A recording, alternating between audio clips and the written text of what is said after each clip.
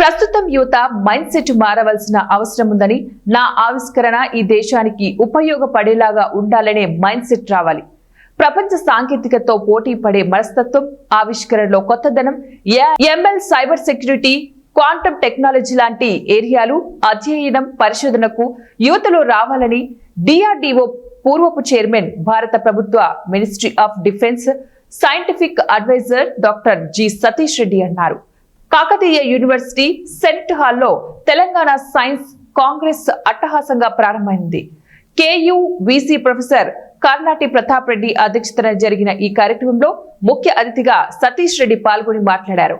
Innovative skills for empowerment, science and technology for transforming young India theme తో science Congress నిర్వహించడం అభినందనీయమన్నారు. ఎక్కువ మంది విద్యార్థులు, యువత నూతన ఆవిష్కరణలు భారతదేశానికి ఆదర్శమని, 4.34 కోట్ల విద్యార్థులు ఉన్నత విద్యను అభ్యసిస్తున్నారన్నారు. ఈ సంఖ్య కొన్ని దేశాల జనాభా కంటే ఎక్కువ అన్నారు. భారతీయ యువత ఎక్కువ మంది ప్రపంచవ్యాప్తంగా ఉద్యోగ అవకాశాలు పొందుతున్నారని, వేల ఇంజనీరింగ్ విద్యా సంస్థలు రాష్ట్రంలో ఉన్నాయన్నారు. 1.5 మిలియన్ మంది దేశం నుంచి ఇంజనీరింగ్ పూర్తి చేస్తున్నారని, 90% మంది ఉద్యోగాలు పొందుతున్నారన్నారు.